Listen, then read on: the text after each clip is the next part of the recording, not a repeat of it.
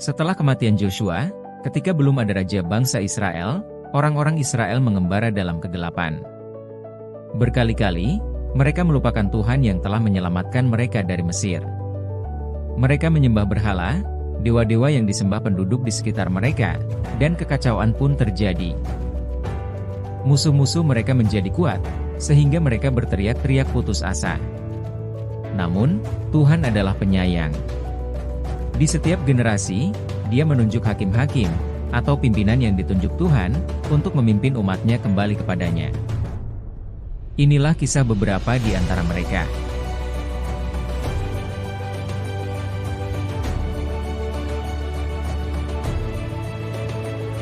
Deborah adalah seorang nabi, hakim, dan ibu, kombinasi langka dari wanita yang berwawasan rohani, kepemimpinan, dan seorang ibu yang penuh kasih. Ia memimpin dengan kebijaksanaan dan keberanian di saat orang-orang seperti Barak, seorang pimpinan militer suku di Israel Utara, ragu-ragu. Imannya mengilhami bangsa itu untuk bangkit melawan para penindas mereka. Deborah menyampaikan firman Tuhan kepada Barak. Tuhan, Allah Israel, telah berfirman, Barak, putra Abinoam, engkaulah yang terpilih menjadi pemimpin. Kumpulkan 10.000 orang dan majulah ke Gunung Tabor. Sisera, panglima tentara Yabin, akan datang melawanmu, tetapi jangan takut, Tuhan akan menyerahkan dia ke dalam tanganmu. Tetapi timbul keraguan di hati Barak.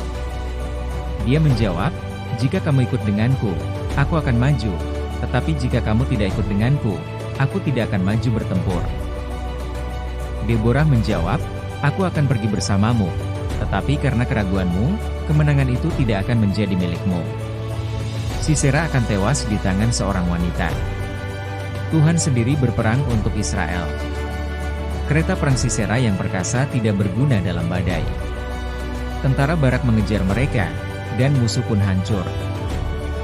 Seperti yang dinubuatkan Deborah, kemenangan itu datang bukan melalui pedang Barak, melainkan melalui tangan Yael, seorang wanita, istri Heber, orang Keni, bukan dari suku Israel. Kesetiaan Deborah akhirnya mengilhami seluruh bangsa untuk bangkit melawan penindasnya, dan percaya kepada Tuhan sekali lagi. Kemenangan di bawah pimpinan Deborah dan Barak mendatangkan perdamaian selama 40 tahun. Tetapi perdamaian itu tidak bertahan lama. Bangsa Israel kembali berpaling dari Allah, dan bangsa Midian menindas mereka. Juru selamat Allah berikutnya datang dari tempat yang tidak diduga.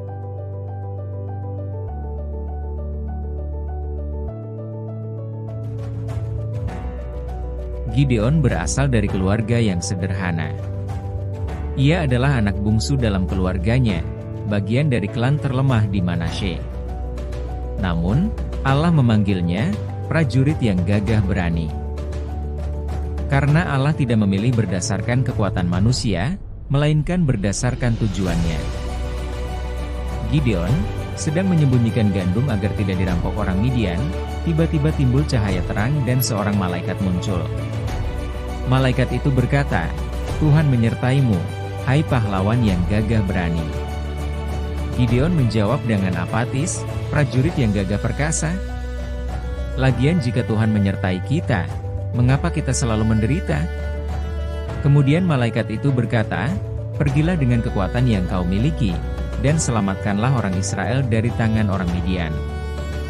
Akulah yang mengutus engkau. Tuhan ingin orang Israel tahu bahwa kemenangan tidak datang melalui jumlah atau kekuatan, tetapi melalui iman. Dengan hanya 300 orang yang membawa obor, kendi, dan trompet, Gideon pergi menghadapi pasukan yang tak terhitung banyaknya.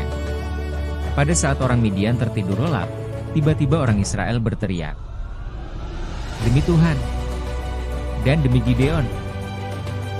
Bangsa Midian, yang terbangun dan bingung karena suara dan cahaya yang sangat keras, mereka mengira bahwa sedang disergap oleh pasukan yang besar. Dalam kepanikan dan kebingungan mereka saling menyerang kawannya sendiri, karena mengiranya sebagai musuh. Dalam situasi kacau balau, Gideon, dibantu oleh pasukan dari suku-suku Israel yang lain akhirnya menghancurkan pasukan Midian.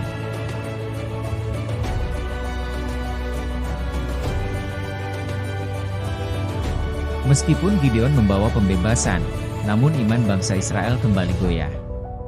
Penindasan kembali terjadi, dan orang Filistin bangkit berkuasa. Allah membangkitkan Simson, seorang pria yang sangat kuat tetapi pergumulannya jauh lebih berat. Simson adalah seorang kelahiran Nazaret, dipilih oleh Tuhan untuk membebaskan Israel dari orang Filistin. Ia dikaruniai kekuatan super, tetapi dia harus berjuang melawan kelemahan pribadinya, kesombongan, mudah marah, dan kecenderungan untuk mengikuti keinginannya sendiri daripada kehendak Tuhan. Kekuatannya dikaitkan dengan sumpah nazarnya, yaitu tidak memotong rambut, tidak minum anggur, dan menghindari bersentuhan dengan orang mati. Kejatuhan Simson terjadi ketika ia membiarkan Delilah, seorang wanita Filistin, memanipulasinya untuk mengungkapkan rahasia kekuatannya. Meskipun dikhianati berulang kali, cinta Simson kepada Delilah mengaburkan penilaiannya. Ketika Delilah akhirnya mengetahui nazarnya, ia mengkhianatinya, dan rambut Simson dipotong, memutuskan hubungannya dengan kuasa Tuhan. Orang Filistin menangkap Simson, mencungkil matanya, dan memenjarakannya. Tetapi ketika rambutnya tumbuh kembali, Simson mendapatkan kembali kekuatannya. Simson, yang akhirnya menjadi rendah hati, berdoa, saat dia dikuil orang Filistin dan orang banyak mengejeknya. Tuhanku yang Maha Kuasa, ingatlah aku. Kuatkanlah aku sekali lagi, agar aku dapat memenuhi tujuanmu.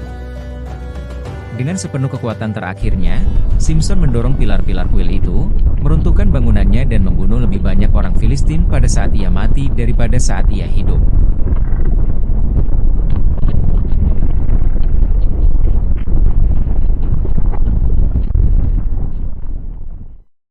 Kisah Hakim-Hakim mengingatkan kita, bahwa iman bukanlah tentang kekuatan kita, tetapi tentang kuasa Tuhan yang bekerja melalui kita.